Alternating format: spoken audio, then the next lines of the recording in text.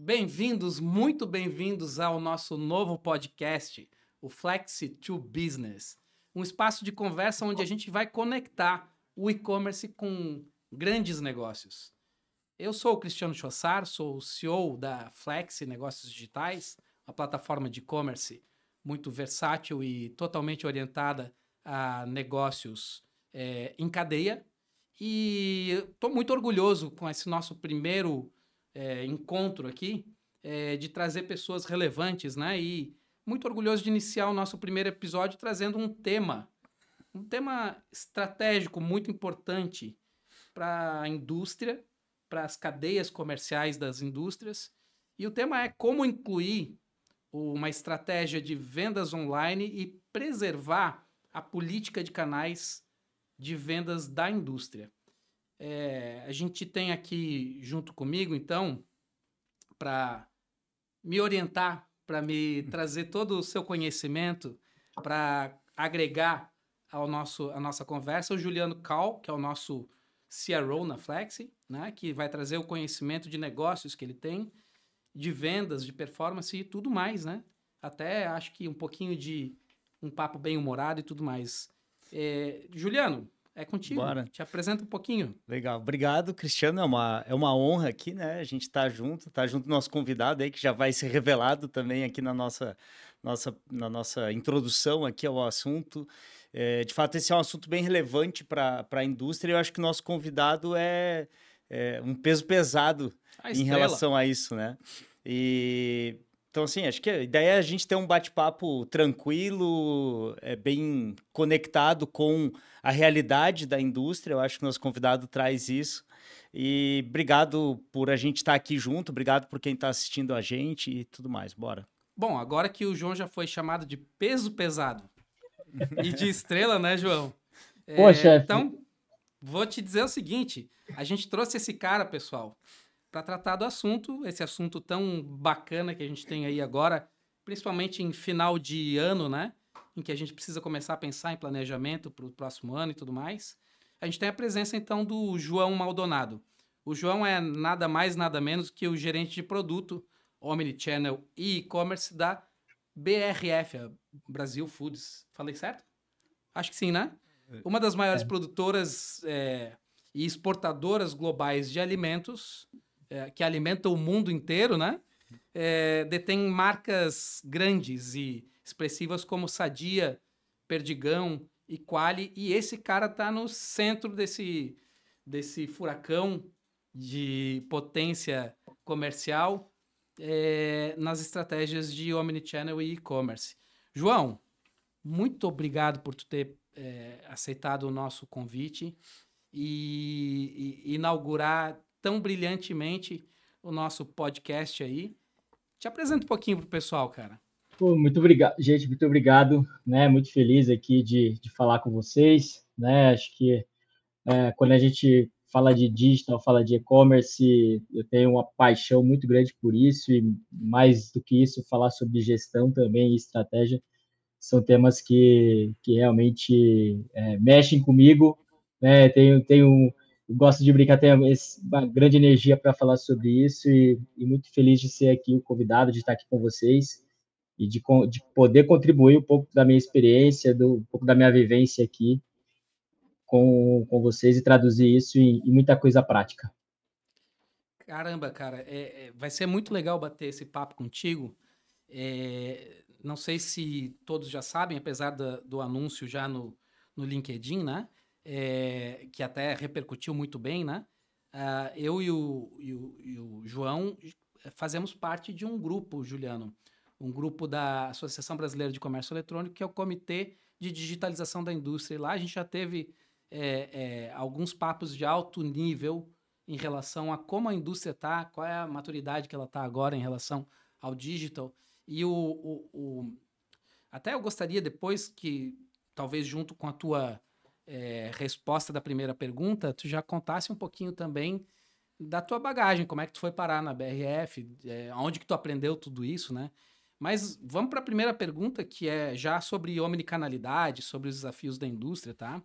Então, o que eu queria te perguntar é, assim, considerando que a complexidade das operações industriais é um tema extremamente fascinante e muito presente para nós, que inclusive foi essa complexidade toda foi que inspirou a gente a fundar a Flexi do jeito que a Flexi é hoje, atendendo a toda a cadeia comercial de uma indústria, incluindo todos os intermediários e tudo mais, né? São muitos fatores, logística, gestão, produtos, políticas de canais. E me complementa, Juliano, o que tu coloca aí um pouquinho também da tua visão, né?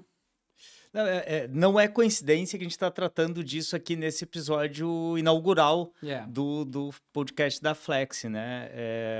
Frequentemente a gente tem a percepção de mercado que isso são, né, essa digitalização versus o que acontece na realidade dentro da indústria é um tema que bate muito. E aí, uma das questões que a gente queria trazer aqui para ti, João, olhando assim, de uma maneira geral, como é que iniciou esse processo, essa visão de omnicanalidade dentro lá da BR Foods, né? Como é que foi a introdução desse assunto, assim, para a gente pegar lá, Cristiano trouxe essa questão de, estamos em planejamento, por exemplo, a fase que acho que talvez uma empresa como vocês aí já estão até em vias de concluir o planejamento de 2025, né? Mas certamente é uma hora que está todo mundo pensando nisso, né? E a gente acha muito oportuno entender, por exemplo, como é que uma empresa grande como a BR Foods, como a BRF, começou a ter essa visão, né? Como é que isso desenrolou lá desde o começo, né? Legal saber também, assim, né? Porque a gente do imaginário nosso aqui, de quem tem uma empresa de médio, grande porte, coisa e tal, a gente imagina como é que é uma empresa globalmente gigante, né? Então a gente imagina que tenha recursos ilimitados, mas que tenha que correr atrás de um ROI, né? Então não deve ser tão simples construir esse processo, né? Então, como é que começou esse processo de omnicanalidade aí na BRF, cara? Bom, e na tua carreira também, né?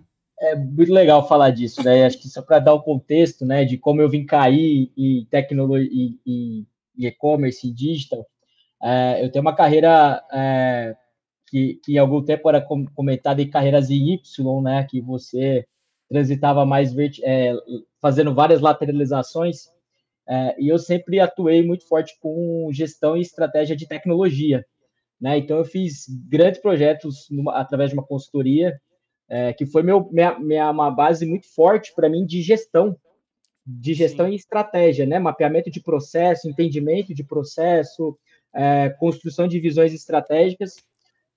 E ao longo da minha carreira, eu sempre tive uma vontade de ser cliente, eu sempre fui muito fornecedor e fui migrando aos poucos, saindo de projetos estratégicos, consultoria, sempre atuando muito nessa camada de gestão. E nos últimos 7 anos da minha carreira, eu vim migrando mais para o varejo, de fato. Então, tive uma atuação na Via Varejo, e sempre atuando muito próximo de projetos estratégicos, gestão, e o digital na minha vida sempre foi algo que eu sempre gostei muito de tecnologia, de inovação, de buscar conhecimento, e sempre fui mesclando isso, até que fui cada vez mais me capacitando para atuar nesse segmento. E quando a gente começa a falar de digital, a gente tem aí alguns marcos nos últimos anos, né, de transformação digital. Então, principalmente o varejo físico, o varejo online, essa transformação que vai fazendo, muito focado no cliente final, no B2C, mas ele vai moldando a indústria de como a indústria tem que acontecer. Então, eu já estou na BRF há quase 5 anos, há 4 anos e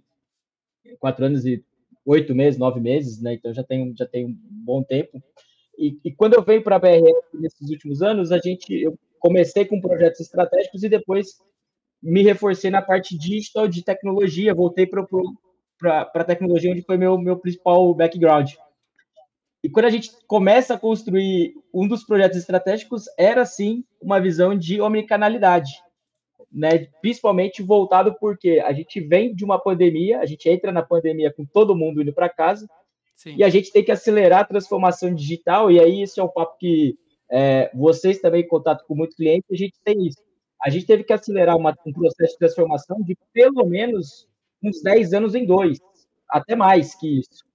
Porque a gente teve pessoas estão trabalhando de casa, indústrias que não tinham processos digitais tiveram que se digitalizar, empresas que não tinham canais focados no consumidor final, como a própria BRF, não tinha um canal específico online para atender um consumidor final que foi para casa, a gente começa a se deparar com esse modelo de omnicanalidade, que é compra num site, retira na loja, posso comprar na própria loja e retirar e pedir para entregar na minha casa. Uma coisa que o varejo já vem fazendo muito isso e a indústria não tinha esse conhecimento, porque ela vendia e deixava o varejo ali. Te entrega o meu produto na sua doca, dali para frente, se você vai vender para o João, para o Cristiano, para o Juliano, para quem você vai vender, e como que ele prefere isso, é problema seu. Terceiriza o problema, né? Exatamente. E quando a gente começa a falar de omnicanalidade, a gente vem avançando isso ao longo do tempo com transformação digital. Um canal, antes a gente falava do single channel, um canal de venda só, uma relação muito direta. A gente evolui para um canal de duas mãos, onde a gente vai tendo um pouco mais, um segundo canal de vendas, mas a gente não integra tudo isso. E como todo mundo gosta da criatividade, né, a gente começa com uma sopa de letrinha e juntando isso, e agora a gente fala de omnicanalidade, canal para todo lado, e mais do que isso, conectando todas essas informações, que é onde a gente, de fato, gera valor e consegue começar a construir vantagens competitivas. A gente começa a construir outros modelos, tanto de negócio, mas constrói algo que hoje eu vejo que é uma dos principais pilares de omnicanalidade. É uma relação mais próxima com o cliente. É entender um pouco mais do comportamento, é entender o que ele faz, o que ele não faz, onde ele quer comprar, onde ele não quer. E o tempo tem mostrado isso para a gente com as tendências que tem vindo, mas aí a gente fala um pouco mais para o final sobre isso. Ô, João, tu falou uma coisa que me deu um gancho aqui. Como é que isso nasce dentro da estrutura mesmo? Assim, é em forma de projeto, é em forma já com uma visão bem produtizada, ou nasce um pouco mais num viés de inovação? Eu entendi que foi pela questão da pandemia, né? Mas vamos lá, eu entendi a pandemia mais como um gatilho. Depois que tem que transformar isso na prática, né? Como é que você transformou isso na prática? Até achei bem interessante ele colocar que sempre foi fornecedor e queria ser cliente, né? Porque a visão é completamente diferente, Totalmente diferente. Enquanto tu é um fornecedor, tu tem que provar a tua tese de inovação. Tu tem que ter a ideia, mostrar que ela é válida, colocar a prova, e às vezes tu não tem nem espaço para isso, mas tu tem que dar um jeitinho de mostrar uma POC rapidona para ver que vai dar certo. Como cliente e querendo inovar, cara, tu é o cliente querendo inovar e tu vai chamar os teus fornecedores e os teus pares, os outros departamentos, para eles provarem para ti. A coisa fica muito mais fluida, né? É mais ou menos isso? Quando a gente vai para uma pandemia, e aí a gente tem alguns movimentos de varejo dentro da indústria, né? Então, assim, mesmo não tendo portas abertas, dado a nossa capacidade, a gente já tinha algumas lojas de fábrica para atender funcionário, a gente já tinha alguns princípios do que a gente vai entendendo de movimentos que a indústria sempre fez. Mas nada com uma estrutura, nada com uma robustez de que demanda, né? Não adianta você fazer por fazer, sem uma estrutura, sem demandar investimento, sem ter um objetivo claro, e o mercado estava também demandando isso, é uma tendência de mercado, temos outras marcas que foram para o mesmo caminho, a gente tem um exemplo muito bom, que é da Balduco, eles ficaram 5 anos com uma única loja, testando, entendendo o que ia fazer, até eles evoluírem, construir um modelo um pouco muito maior, de tipos de loja, tornando um produto que era sazonal e um produto recorrente. Então, assim, e como as indústrias também são muito munidas de informações das grandes consultorias, né, de tendências, o caminho que a gente vai, isso já era algo articulado, né? Olha, temos que olhar esses canais aqui com um pouco mais de carinho, né? Porque o trabalho para você construir uma determinada característica de um produto, para você construir uma operação, é muito complexo, né? Então, Eu tô falando de que eu tô vendendo uma carreta, que eu falo, para de vender uma carreta e vende um pacotinho. Uma unidade. Uma unidade, a logística falou, cara, isso não faz sentido, eu não tenho espaço para armazenar o que a gente precisa, agora você vem falar para mim que eu tenho que vender uma? Não dá. E aí, só complementando, então, essa visão a gente acaba tendo muitos estímulos, né? Então, assim, temos uma tendência global de pandemia que começa a mudar o perfil do consumidor. A gente tem gente em casa que está querendo consumir e a gente precisa estar mais próximo dele. A gente tem dados que surge ali por volta de 2015, o hype de dados que todo mundo precisa saber então a gente começa a juntar essas informações e, pô, algo temos que nos movimentar para estar próximo do cliente e para construir um novo canal de receita, né? de informações. E a receita, como eu até gosto de falar algumas vezes, quando a gente fala de canalidade, e aí pensando no modelo mais do D2C, né, que é o consumidor final, e quando a indústria vai para isso, em algumas situações, a receita que vai gerar para a indústria não é uma receita financeira. Uhum. É uma receita totalmente qualitativa e subjetiva que você vai ter que se debruçar em informações, em dados e uma grande quantidade de informações para você extrair essa receita dali de dentro. E é uma receita indireta, né? Porque ela vai chegar na indústria, mas ela vai chegar em forma de reposição de estoque. Quer dizer, não é a atuação que está gerando a venda lá no consumidor final, é complexo isso. Exatamente. Gera em algum canal. ROI, né? Gerem, às vezes, no seu canal de venda física, no seu canal de direta pessoa física, mas não é aquele canal substancial que vai, de fato, mudar o ponteiro. Ele muda o ponteiro em outros indicadores que você tem que estar olhando dentro de casa, né? Cara, enquanto tu falava aqui, eu lembrava do meu histórico até, né? O primeiro plano de negócio que eu fiz para algum negócio de e-commerce, um pouquinho antes do começo do milênio. Entregou a idade. Poxa, caramba, né?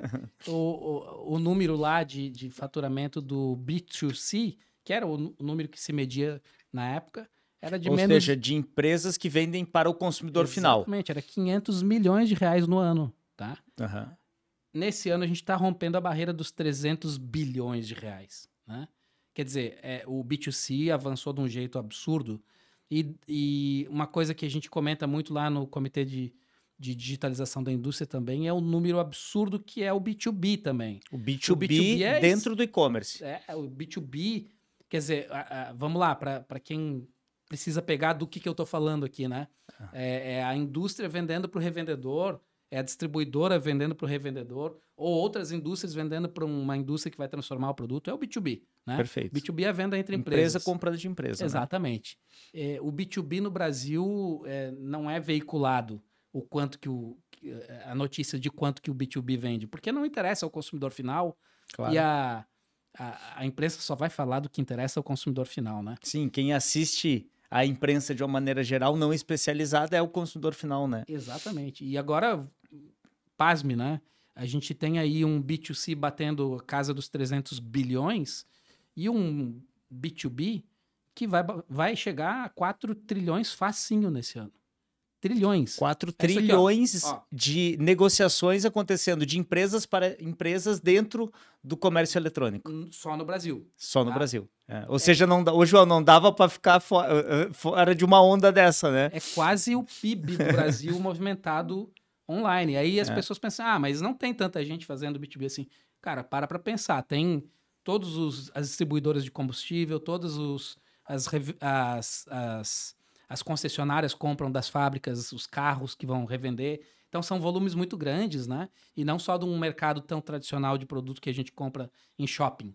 Tu Incrível. vai comprar petróleo, tu vai comprar, enfim, coisas negociadas, grãos e coisa e tal, negociadas em grande quantidade, né? Incrível. Eu entrei nesse assunto aqui, divaguei pra caramba, mas com o intuito aqui da gente falar um pouquinho de como foi importante o crescimento... para o crescimento do e-commerce, esse momento da pandemia. Tu comentava sobre isso, né? A gente teve um momento de pandemia que fez com que o mercado ali, o setor de alimentos e bebidas crescesse demais no Brasil, né? Tanto no B2B quanto no B2C, porque um é consequência do outro, né? E tu estava comentando aí exatamente desse impacto na inovação que teve, nessa necessidade de inovar mais cedo, né? Que são coisas que a gente já vinha discutindo. Omnicanalidade a gente vem discutindo há mais de 10 anos nos congressos de e-commerce. Agora, enquanto está só no teórico e no entusiasmo, beleza, vai servir para podcast. Só que chega uma hora em que uma crise acontece que a coisa tem que avançar. E foi o que aconteceu por aí, né? Exatamente. A pandemia trouxe isso para a gente, né, de ter que fazer uma aceleração digital, né, e a gente vê como isso mudou o comportamento do consumidor, né, a partir do momento que o consumidor ficou dentro de casa, ele passa a não ter escolha, né, e essa é uma das grandes barreiras que a gente tem quando a gente fala de fricção, e a gente fala de jornada de compra, de onde o cliente quer comprar.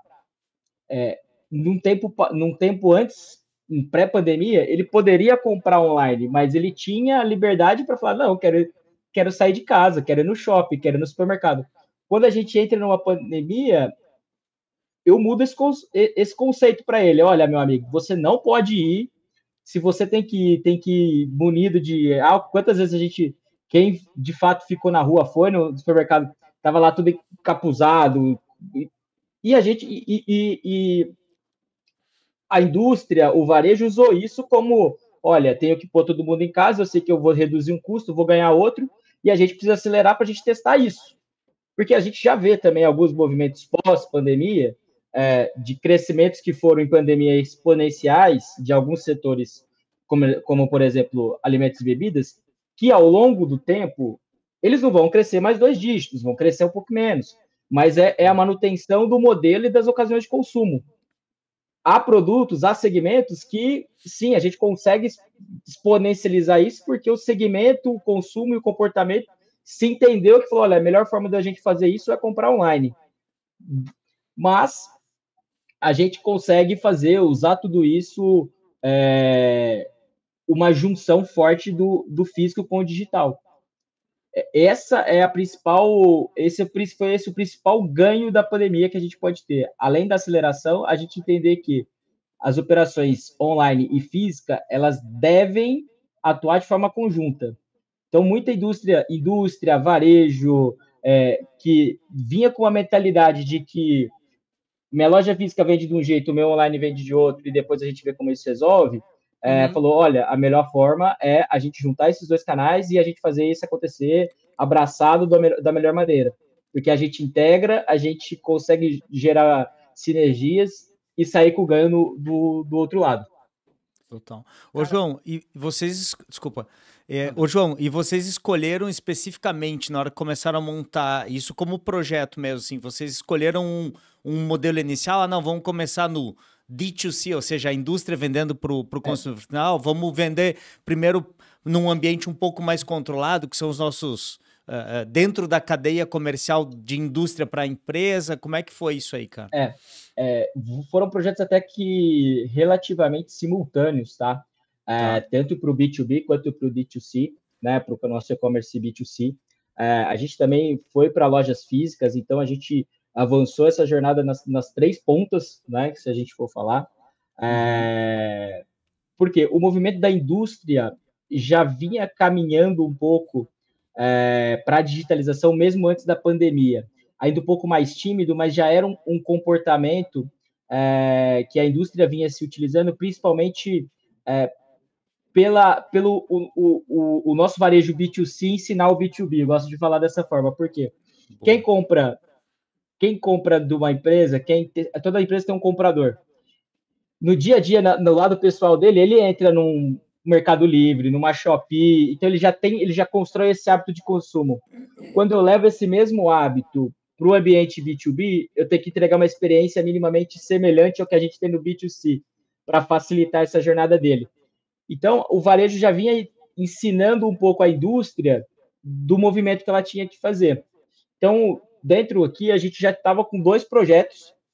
No começo, né, a gente precisa provar valor, então a gente fez ali projetos mais curtos, com regiões, com segmentos mais específicos, para a gente provar valor e entender o potencial e a escala disso, né? Porque um dos principais, não erros, né, mas itens de fracasso de projetos e principalmente de soluções digitais, é construir um objetivo assim mirabolante, Intangível, vamos né? Praticamente, né? intangível, vamos fazer porque a gente vem de uma visão de que o digital às vezes é fazer um tráfego pago, fazer alguma coisa, alguma ação dessa forma e que do outro lado vai sair o dinheiro. E não é, né? Quando a gente está falando de corporações, de indústria e de situações um pouco maiores, a gente tem que construir toda uma cadeia, todo um processo e toda uma jornada de implementação de um processo como esse. Então, a tangibilização de objetivos, da garantia de você executar bons processos, do que tem que fazer, e ter suporte, de fato, aí, de uma alta gestão, de falar, olha, acreditamos nesse canal, é isso que a gente tem que fazer, é para esse caminho. Isso faz com que os processos, tanto para B2B quanto para B2C, consigam afluir de uma maneira mais consistente nos primeiros anos, né? Porque você vai estar provando valor, às vezes o ROI não vai estar vindo de imediato. Então, você começa a se estruturar e a entender qual potencial você tem. Eu tenho potencial de se apertar? Não tenho.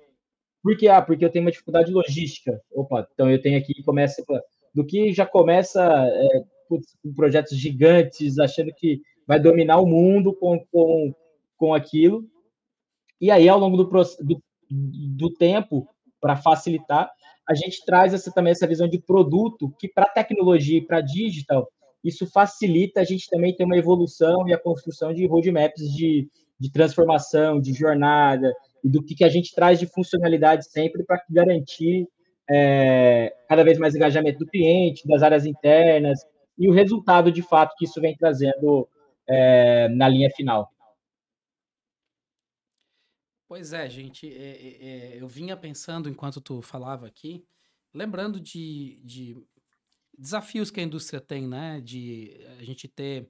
Tava lembrando de uma feira que eu fui, Juliano, onde tinha um stand de uma empresa que a gente conhece muito bem, que é a Intelbras. Certo. E que, cara, a quantidade de produto que eles tinham que eu não conhecia era muito grande. E que a gente não vê no mercado, assim, não vai numa loja especializada e vê todos aqueles produtos. E aí começa a vir na minha cabeça aquele desafio, ou melhor, aquele pensamento de que qual é o problema que está acontecendo aqui. Eu começo a desafiar ali qual é a lógica disso daqui, né? E uma das coisas que eu concluí naquele momento é que quem escolhe o que vai vender para o consumidor final é o varejista. Então, o varejista acaba assumindo um protagonismo, às vezes, muito empírico do que vai ter o que dá saída certo, de né? venda, né? O que vende, né? O que vende, ele faz assim, para onde está indo o vento? Tá indo para lá, então vai vender tal coisa. É uma coisa tão empírica que ele faz de vez em quando pela intuição dele, quando, na verdade, a indústria, por outro lado, está fazendo um monte de estudo de mercado para entender o que vai vender, o que não vai vender, o que eu vou criar de novos produtos, o que eu não vou, para quais mercados eu vou, para quais que eu não vou, e quando vai colocar o produto no mercado, esbarra nesses caras que, no final das contas, acabam protagonizando. E o que me parece do que tu falou, né, João, é que vocês começaram a protagonizar obrigatoriamente a partir dessa pandemia, né, Juliano? Sim.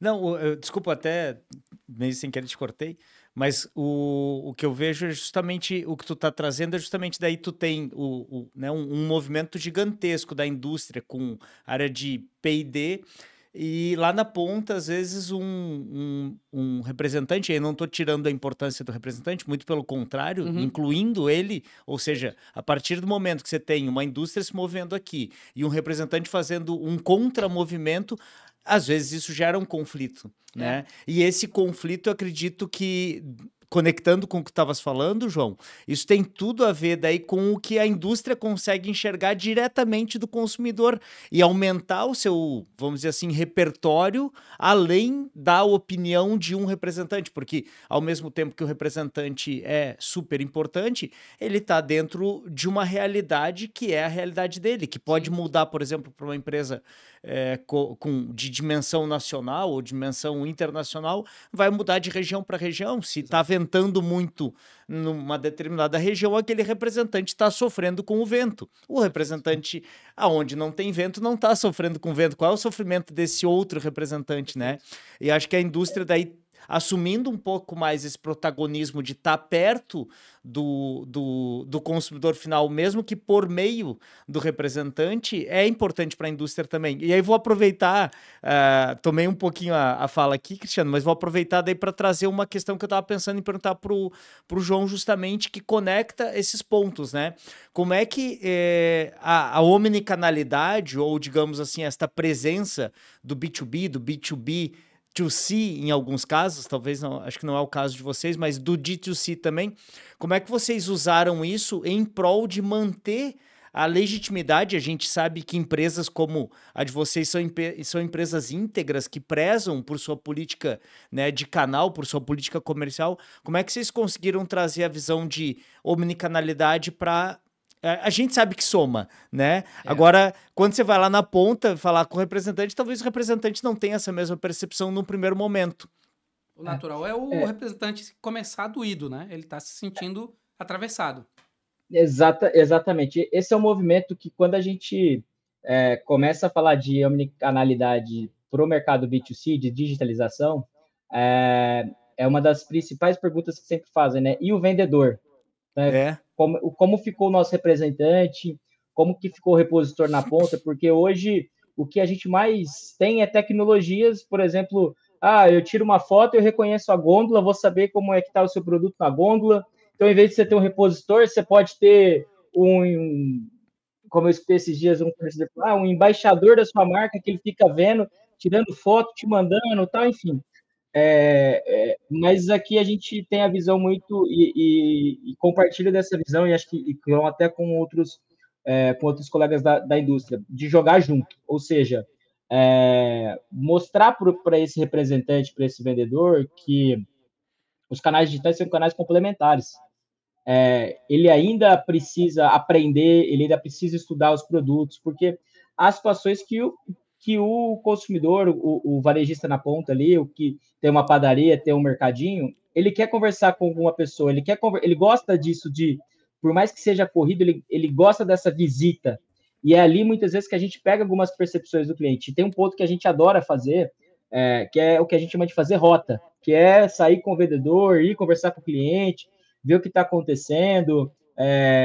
E o cliente muitas vezes fala, olha, eu não tenho tempo, então ele já me ajuda bastante. Eu não tenho familiaridade de acessar um computador, eu tenho só um telefone com uma tela. Pô, a gente é beneficiado de ter condições de ter um telefone grande, com a tela.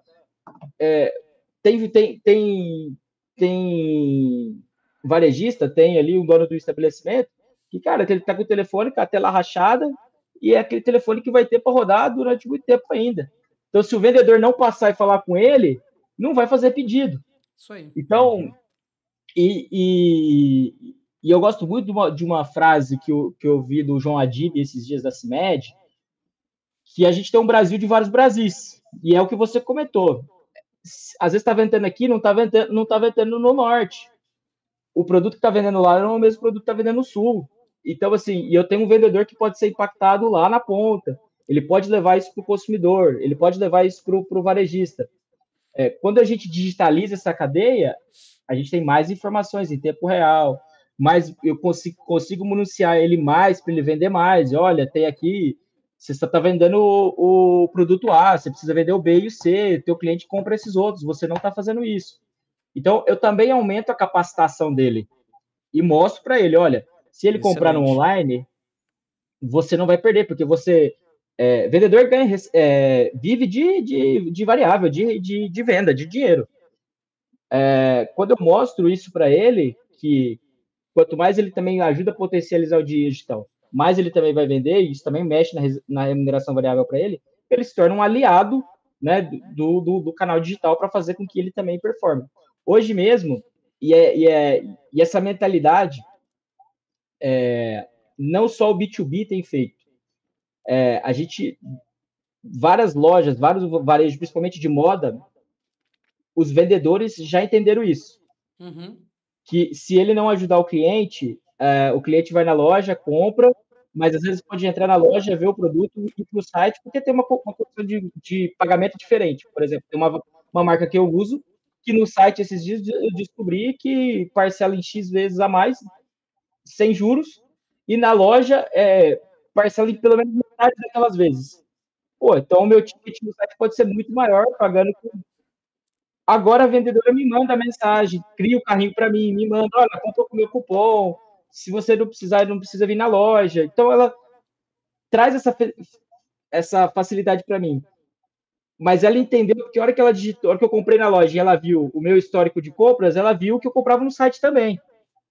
Então ela conseguiu casar tudo isso e gerar mais uma fonte de receita, né? Perfeito. Tu sabe, né, João, que o nosso negócio aqui é tecnologia para e-commerce e que nas soluções que a gente tem aqui, a gente tem muita sofisticação de incluir o representante no processo de vendas, né? A gente tem lá um módulo de representante super sofisticado que permite com que tanto o representante veja tudo o que está acontecendo, quanto receba pedidos, mesmo não tendo feito parte da gestão desse pedido, mas ele vai receber para gerir a partir dali, então, para que ele também possa fazer essa venda assistida que tu acabou de citar, né? De ele mesmo criar um carrinho e mandar para o cliente e tudo mais. Ou também do representante, não, aí vamos lá, o distribuidor usar o seu estoque local para vender também em nome da indústria. Tudo isso a gente tem ali, mas como eu estou muito ligado ali ao departamento da Flexi que tem a ver com consultoria, eu também gosto muito de reforçar para os nossos clientes que a tecnologia está ali, pronta, maravilhosa e precisa ser usada para funcionar, né? E precisa ser usada por pessoas humanas, pessoas que têm competências e que, somando as características da tecnologia com as características positivas dessas pessoas, é que a gente tem um resultado virtuoso, né? E isso me faz aqui colocar a seguinte questão que, para uma transição digital bem sucedida, a transformação precisa acontecer tanto nos processos quanto na mentalidade. E aí que fica a minha pergunta para ti. Leva muito tempo para mudar essa mentalidade? É difícil? Tem técnica para isso? Acho que a mentalidade é algo que não é uma questão cultural, né? Acho que isso é o principal fator, é uma questão de cultura. Cultura dentro de uma organização a gente consegue mudar, mas o processo de mudança de cultura é longo, né? Há vários estudos falando disso, mas um dos melhores formas de difundir quando há uma nova tecnologia, a implementação de novos sistemas a adoção da alta gestão nisso. Então, quando a gente tem quando a alta gestão está comprada com isso e dá o suporte necessário para, olha, gente, e aí eu já vi cases de amigos disserem que antes o pedido entrava no papel, o cara parava toda semana para digitar, e aí dava um gap gigante, e aí o presidente chegou e falou falou, gente, ó, agora é num sistema, num Palm da vida antigo, né? É a liga no teu celular, vocês têm que fazer isso aí. Quantos vendedores nunca não queriam? Então, o suporte do time de alta gestão, mostrando a produtividade, mostrando que aquilo é benéfico, garantindo as rotinas, fazendo com que o vendedor entenda que aquilo vai ser bom para todo mundo, para a companhia, para ele e para o resultado final, isso é uma das melhores formas de fazer com que essa transformação aconteça. Às vezes tem que dar uma forçadinha, né? Às vezes vai ter que forçar. Às vezes vai ter que forçar, não tem jeito. Porque estão falando de pessoas, né? Tem pessoas que têm uma maior facilidade. Tem gente que não tem facilidade porque não tem capacitação. Então, aí, é claro que sempre por isso que existe processos e existe todo o staff que é necessário para esses tipos de transformação e gestão da mudança. Mas a alta gestão comprar essa ideia e estar ali próximo dos times, mostrando que aquilo ali de fato gera valor, aquilo ali é um dos principais drivers de sucesso para um projeto de transformação digital, né? Porque a principal transformação começa nas pessoas, né? E como entender que a gente precisa de produtividade, ser mais produtivo, mais eficiente, e de que aquilo é benéfico não só para a empresa, né? Mas para as pessoas também, né? Então, eu fiz um projeto há muito tempo até comentando, que o principal driver de sucesso do nosso projeto foi que um dos gerentes não precisaria passar o final de semana olhando indicador e ele poderia ficar com o filho dele. Porque ele tinha uma rotina que toda sexta-feira ele tinha que ficar tirando base, vai ficar o final de semana inteiro rodando lá um Excel, um macro, para fazer uma apresentação na segunda. E aí, a gente, o cara tava puto. Aí a gente foi lá e entendeu que a motivação do cara para fazer aquilo era que ele teria mais tempo com o filho dele. Não vai precisar ficar fazendo isso. Qualidade de vida. Então, assim, a transformação das pessoas é um dos principais guias do sucesso de transformação digital. Na consultoria da Flex, a gente costuma muito indicar que o gestor use o método de gestão da inovação, de adoção da inovação de Rogers, né? Que é um método, cara, basicão, mas muito efetivo. Basicamente, tu fazer o piloto do projeto com 10 a 20% dos profissionais que mais adotam tecnologia historicamente, né? Que mais se empolgam com novidades e com realmente novas implementações e faz o projeto rodar tão bem na mão desses early adopters, né? Os facilitadores, cedo, né? Que logo o resultado que eles demonstram começa a vazar até naturalmente na rádio corredor. E os outros, que são os followers, começam, eu também quero, né? E aí os followers vão atrás desse resultado, porque, cara, ele fez diferente, deu certo, fiquei sabendo aqui, na miúda, que tem uma coisa diferente que entregaram para eles, eu também quero. E aí você vai fazendo ondas de adoção, começando pelos early adopters, depois pelos followers, depois pelos que adotam mais tardiamente, e infelizmente, e aí que fica a minha pergunta complementar, sempre fica uma turma para trás que, cara, é resistente a ponto de não querer mudar e não vai mudar e ponto, ele fica para trás mesmo.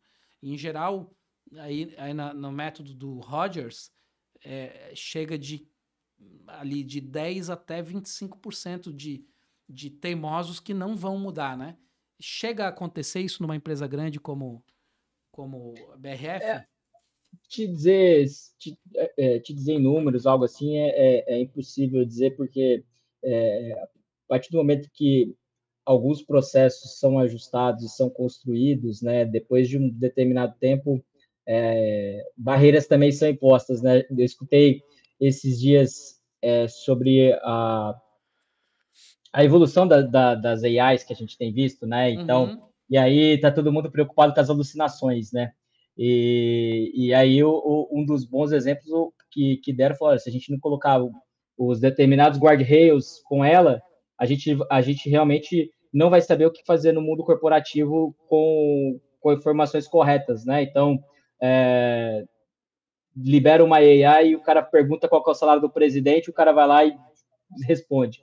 Mas por que eu quero dizer isso? Chega um momento que a gente fecha as portas. Então, assim, entra pedido por papel? Não. Então, assim, meu amigo, ou você aprende a fazer a maneira correta, ou realmente não vai acontecer. É claro que nenhuma companhia gosta de tirar pessoas, claro, mas algumas das etapas de transformação, o aprendizado acaba tendo que ser no último nível, no doloroso, porque é preciso para o bem de toda a companhia. Então, assim, precisa seguir aquilo. Então, e às vezes o exemplo é esse. Nós não aceitamos mais pedidos de determinada forma. Agora é assim. E as pessoas se adaptam. E é até engraçado, eu estava conversando isso hoje, que é bem semelhante à teoria das restrições. Né? Você falou de mestre de inovação, teoria de restrições. Você tira alguma pessoa da produção, todo mundo vai falar, putz, precisamos contratar mais alguém. Passa um tempo, o sistema se ajusta. Sim. Se equilibra. Então, se equilibra. Então, no processo de transformação digital, chega um tempo que tem que se equilibrar. Não vamos aceitar mais pedidos assim. Vão chorar, vão gritar, vão falar esse é um exemplo bem, né, bem simples, mas assim, é tão simples de ser executado que as pessoas acham difícil. Eu estou aprendendo muito isso com o Juliano, que o Juliano está promovendo uma série de transformações lá na Flex que dá gosto de ver. E acho que é um pouco, né, Juliano, de impor o que é a nova linha de atuação, né?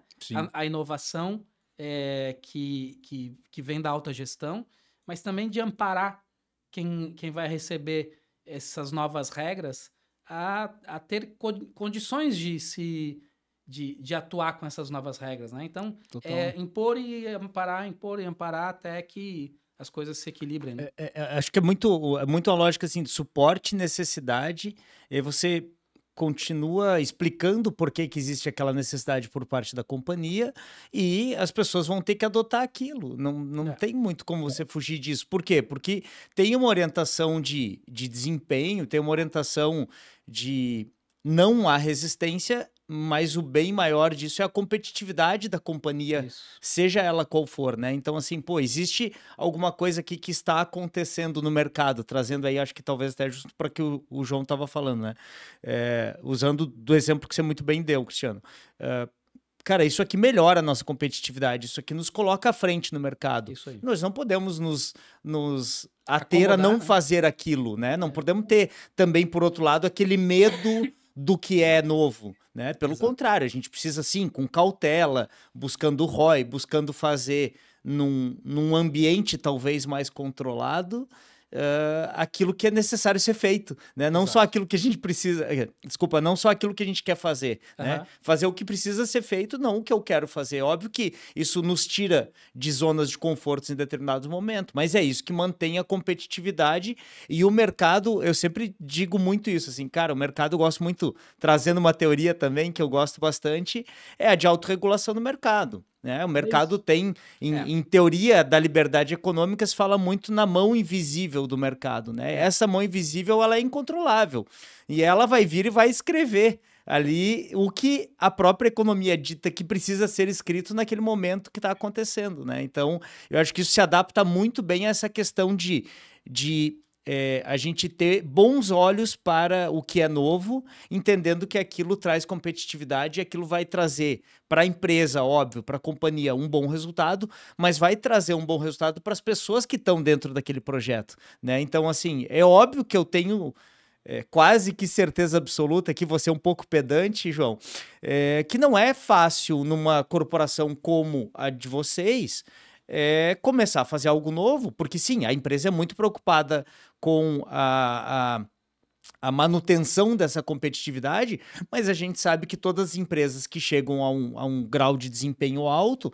elas trazem essa lógica de alto desempenho para tudo que fazem. Isso. Então, você vai ter que ter um ROI muito forte ali, né? Você teve algum caso, João, assim, de coisas que foram barreiras que talvez num determinado momento ali, mesmo que fosse lá da pandemia ou dentro da lógica aí do que vocês foram fazendo da omnicanalidade como um todo, que pareciam questões ou barreiras intransponíveis? Não sei se você pode falar também, né? Talvez alguma seja... Mas caso sempre tem algum engraçado, né? Eu tenho um caso, não é de uma outra companhia que eu atuei e que é exatamente esse tipo de situação. Então, assim, o que era... E aí, o que é 80-20 para uns, para outras áreas não fazem sentido. Então, assim, eu tô atendendo em máxima performance, mas a outra área é impactada com 3% do que para mim não impactava. Que para ela gera 80% do problema. Então, assim, de um lado, a gente tem uns olhando para um resultado que está maravilhoso e fala assim, não vou executar esse outro tipo de projeto, eu não vou fazer isso, porque já tô performando em 98% aqui de um SLA, por exemplo. Uhum. Mas em contrapartida, esses 2% que você não atende, para mim, me gera aqui um alto prejuízo aqui. Então, essa dose, né, de desafios, né, entre as corporações, e quando a gente fala de e-commerce, a gente sempre vai ter algumas calcanhares de Aquiles ali, né? É a logística, eu quero vender e quero entregar mais rápido, mas não dá. Então, algumas dessas travas vão começando a construir, e essa visão desse mundo digital, né, que a gente tira a fricção, que a gente quer tudo do mais rápido e cada vez mais rápido e tudo conectado, nem todo mundo tem a mesma experiência digital que a gente tem como usuário. Uhum. Você explica para ele, olha, a gente precisa aqui assinar um contrato aqui agora, o nosso contrato tem que ser mais flexível, a gente precisa assim, e aí não é assim. Outras travas, um item que é muito discutido entre amigos aqui de e-commerce é questões financeiras, né, para a indústria. Então, quando fazer uma conciliação financeira, eu recebo pelo cartão, eu recebo em 6 vezes, eu recebo. E aí chega para o financeiro que está acostumado. Faturei, emiti um boleto, 7, 14, 21. É isso. Aí você estava falando que você estava vendendo Pix, aí esse Pix vai para não sei onde para conciliar depois. Porque, tipo, você tem financeiro que fala, cara, não vamos fazer isso. Então, há ainda barreiras de capacitação, do engajamento, de falar assim, olha, os canais digitais que a gente está construindo é para esse caminho que vai ser, isso vai gerar ROI, vai gerar eficiência, vai gerar produtividade, está todo mundo indo para esse canal, mas às vezes parece que a gente fala assim, né? É igual a mãe da gente fala, você não é todo mundo. Então parece que sempre tem alguém, se não é do jurídico, se não é de compliance, do financeiro, parece que vem e volta e fala assim, a gente não é todo mundo, a gente não opera assim. Então, esse processo de alinhamento, engajamento e mostrar o futuro, né, a visão de futuro para toda a companhia, mostrar para todas as áreas é sempre importante para garantir o engajamento de todos em prol do sucesso de um canal. João, eu tenho uma curiosidade sobre D2C, não sei se de alguma forma, porque também D2C no mercado de alimentos é um desafio, né?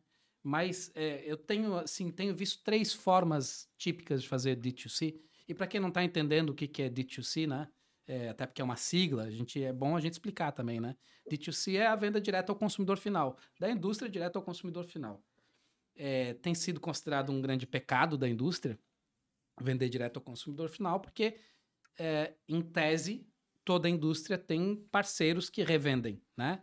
Então, tu começar a vender direto ao consumidor final e esquecendo que existem parceiros é praticamente uma traição, né? No entanto, é bom a gente lembrar da história, né?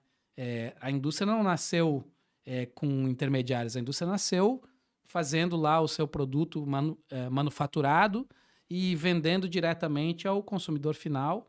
E daqui a pouco começou a aparecer a venda para a próxima cidade, e aí começaram a aparecer os caixeiros viajantes que faziam essa intermediação. Daqui a pouco vendia para uma loja, um feirante que ficava lá na outra cidade. Começou a surgir esse conceito de intermediários que hoje está sofisticado ao ponto que a gente conhece, né? Então, D2C é isso, né? E eu tenho visto, assim, a maioria das indústrias fazendo uma dessas 3 modalidades, ou às vezes até 2 dessas 3. A primeira vende direto ao consumidor final e não tem problema. Quer dizer, às vezes até nem tem problema mesmo, porque em determinada região ela já não vendia mesmo, né? E às vezes ela não se importa com os problemas que vão acontecer, ou às vezes não se importa e dá certo, ou às vezes não se importa e dá ruim, né? Eu tenho visto muito dar ruim assim também. A segunda forma de fazer o D2C é fazer de conta que tu não está vendendo para o consumidor final e usar um marketplace para mascarar que tu está vendendo para o consumidor final. Então, tu vai lá e coloca os teus produtos no marketplace. Parece que quem está vendendo é o marketplace, mas, de fato, é uma venda ao consumidor final por meio de marketplace. E a terceira, que é a que eu mais gosto, não à toa, foi assim que a gente fez na nossa ferramenta, na Flexi, né, na plataforma Flexi, que é incluir todos os intermediários. Então, poder, de alguma forma, incluir, de repente, o estoque daquele varejista que mais compra de mim em determinado estado, né? Pegar ali os 3 que mais compram de mim no estado e tornar eles um operador de e-commerce local com o estoque dele e fazer ele girar para fazer mais pedido de reposição para mim, o que tem uma margem completamente diferente do D2C, mas que estimula, né? Mas que, dependendo de como é a minha marca, o consumidor vai reconhecer mais na minha marca o canal para comprar, acessando o meu site, Mais comprando. credibilidade, Exatamente. por exemplo, né? Exatamente. E aí eu posso ter uma margem maior do que o varejista teria, né? Do que ir no varejista que vende mais um monte de outras marcas, né? E ali ele vai escolher o meu produto, né? Às vezes é mais difícil isso acontecer.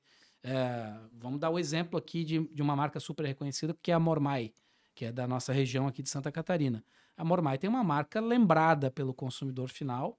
Então, quem quer comprar uma roupa de borracha da Mormai não vai procurar necessariamente numa surf shop. Ele vai pensar assim, vou dar uma olhadinha como é que é o site da Mormai para ver quais são as novidades lá. E se ele vê que dá para comprar, ele vai comprar. Se ele quiser comprar direto da indústria, pode ser que ele compre do estoque da indústria ou do estoque de um varejista próximo dele. E aí sim entram as tecnologias que distribuem o e-commerce, né? Tudo isso que eu falei para chegar na pergunta, que nível de maturidade que tu tem visto, e aí não precisa responder em nome da BRF, mas que nível de maturidade entre esses 3 tipos de D2C que tu tem visto no mercado?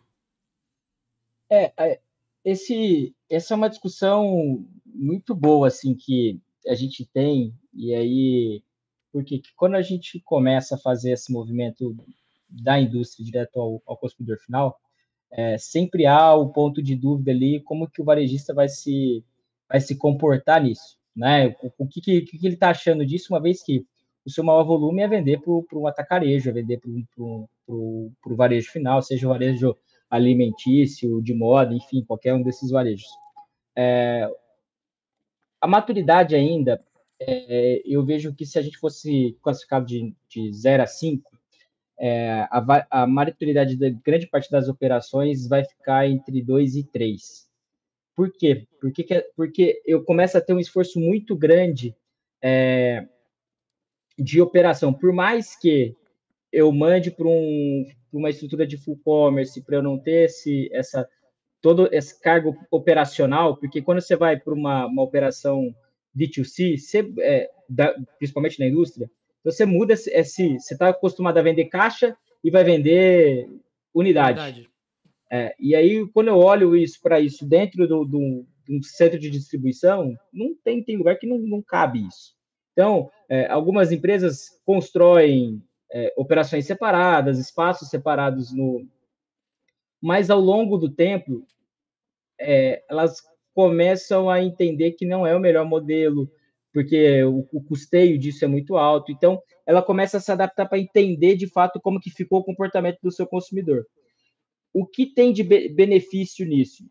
As indústrias que de fato se estruturaram para construir esses canais e utilizam desses dados que ela gera, utiliza dessas informações do cliente para tanto ela se relacionar melhor com ele, como também para conseguir levar isso para os seus outros clientes indiretos, né, para os seus varejistas. Olha, eu sei aqui que o Cristiano entrou na minha loja, quis comprar um tênis, pode fazer um mail aí para o Cristiano que você vai conseguir ter êxito sobre isso. Né? Então, a indústria, quando ela vai para o D2C, ela tem que, na minha visão, e aí é um pouco do que eu vejo e que a gente constrói, eu preciso dar experiência para o meu cliente. Ele não necessariamente vai estar aqui buscando preço, porque eu não posso, tem coisas que eu não vou poder negociar como é com o varejista. Então, eu preciso construir um ecossistema de experiência para ele, para que ele consiga estar cada vez mais perto da minha marca, eu tenha conhecimento cada vez mais sobre ele, e assim eu faço esse modelo do D2C rodar. Mas há características muito importantes quando a gente fala disso de D2C, que vai de fato com o produto que é vendido. Porque quando eu falo de um produto que tem uma data de validade longa, que não é um produto alimentício, por exemplo, até alguns produtos alimentícios que eu tenho uma data de validade longa, sei lá, 6 meses, 1 ano, eu tenho facilidade para manusear esse produto, então eu mando para um estoque, mando para outro. Quando eu não tenho isso, eu torno a cadeia cada vez mais difícil. E há um outro ponto muito sensível, que são ocasiões de consumo. Então, há produtos que eu quero consumir rapidamente. Então, aí eu já procuro um marketplace, procuro um aplicativo de delivery.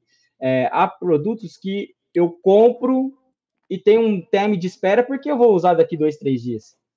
Então, quando a indústria vem para esse modelo do D2C, primeiro, ela não se preocupa muito com o varejista ou o alto volume, porque ela construir um canal de D2C é de experiência e relacionamento.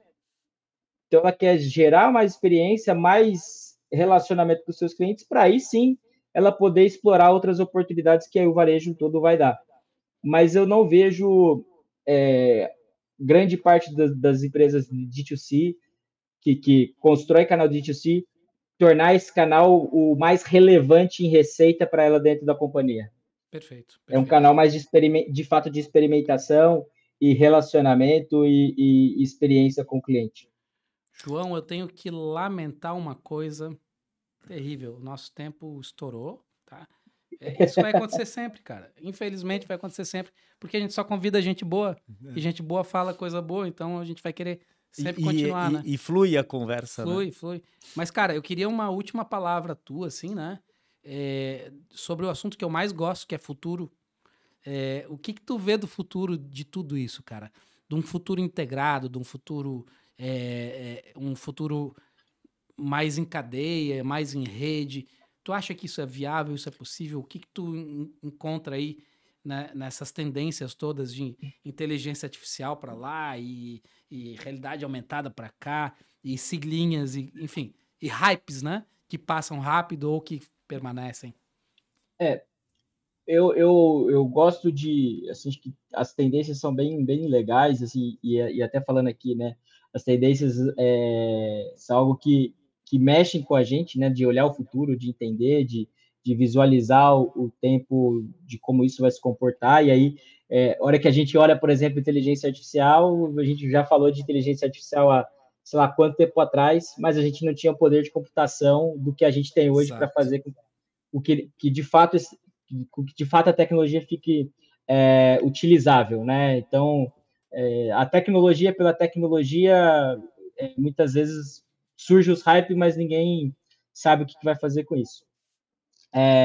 Dentro desse caminho que a gente vem construindo e olhando muito para o varejo, inteligências imersivas, inteligência artificial, os dois principais pontos que eu tenho visto que eu vejo que tem uma aplicabilidade são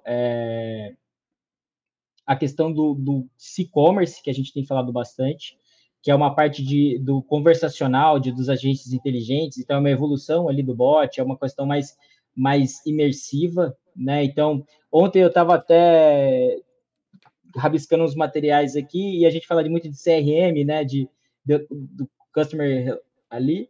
Eu falei, pô, acho que em vez de e-commerce e de CRM, a gente tem que pôr um C antes do CRM, que é de conversacional, né? Porque a gente passa agora a falar mais com o cliente e quando a gente passa a falar mais com o cliente, a gente entende mais e aí vem a hiperpersonalização, né? Então, a gente já não aguenta mais assim, a quantidade de dados que a gente deixa em todos os lugares, a gente receber oferta que não tem nada a ver com a gente, você ligar para fazer uma,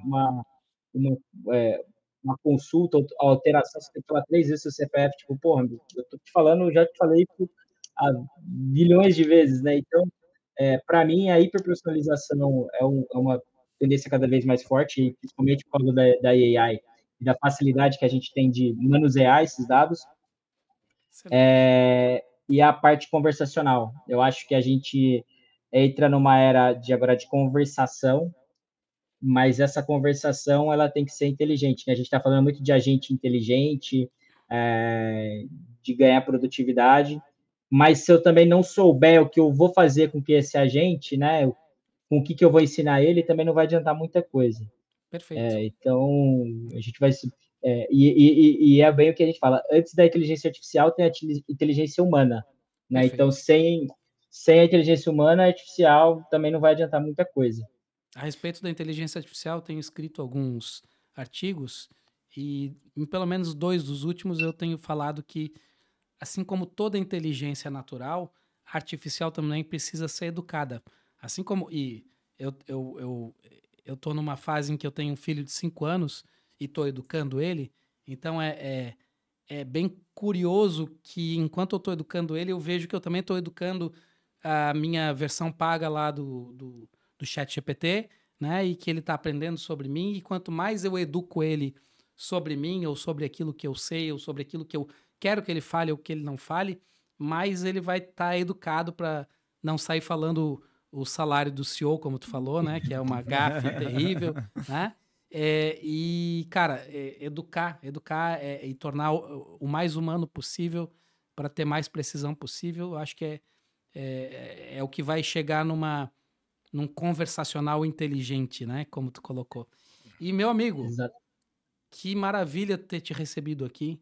Quero agradecer muito o teu tempo, as tuas contribuições. Tenho certeza que o pessoal que está assistindo gostou demais de ouvir tudo que tu teve para falar e a experiência que tu tem para compartilhar com todo mundo aqui, né? É um papo de alto nível, é um papo para quem tem maturidade de gestão, né? E eu acho que esse é o nosso público, né, Juliano? Essa turma que está nos assistindo agora até o fim, que ficou, é porque tem essa maturidade. Então, se você chegou até aqui, obrigado, né? E obrigado também ao João. Eu quero convidar todos vocês, então, a seguir o nosso novo podcast no canal da Flex no YouTube, enviar as perguntas, as suas sugestões, sugere lá nomes de convidados, faz pergunta pro nosso convidado que acabou de falar coisas aqui, que ele certamente vai dar uma olhadinha lá no episódio dele. A gente né? encaminha, A gente encaminha o que tiver também. aqui. Então, Juliano, acho que a gente se vê no próximo episódio, né? Por Sim. favor, faça seu encerramento também, né? Não, de novo, assim, por mais repetitivo que seja, João, obrigado, assim, e aí eu acho que dentro da minha despedida, eu acho que tem um ponto que conecta muito com o que vocês falaram, que assim, cara, não dá mais pra gente não viver digital, né? Se a tendência para 2025, aí, por exemplo, que tu trouxe um pouquinho, as duas coisas tinham a ver com digital, né? Ou seja, eu preciso ter controle sobre o que está acontecendo maior, e o digital é uma das coisas que digitalizar as coisas proporciona isso, né? Então, acho que o meu recado final além do agradecimento, é que a gente fique cada vez mais usando o digital em nosso favor, né? Acho que isso só contribui para tudo. Acho que individualmente, para cada profissional, acho que para as corporações e para a gente como pessoas também, né? Perfeito. Obrigado, João. Obrigado, Cristiano. Muito obrigado. Acho que a troca foi super válida e o digital é o que está proporcionando a gente estar aqui. Vocês estão aí em Florianópolis, eu estou aqui em São Paulo. É isso. Se a gente fosse depender de todas as variáveis, agenda e tudo, para fazer esse encontro aí em Floripa seria difícil, mas contem comigo, eu sou apaixonado nesse tema, né? Acho que a hora passou aqui, a gente nem viu, e fico à disposição de vocês. Para mim, contribuir, falar sobre isso sempre é um prazer, e que a gente sempre está, quando a gente compartilha o conhecimento, a gente sempre está aprendendo também. Então, muito feliz aqui com esse papo que nós tivemos, e contem comigo. Muito obrigado mais uma vez pelo convite, e é isso, gente. João, te vejo sexta-feira no Comitê da Digitalização da Indústria da ABECOM. E, pessoal, estamos lá. Até o próximo episódio. Obrigado.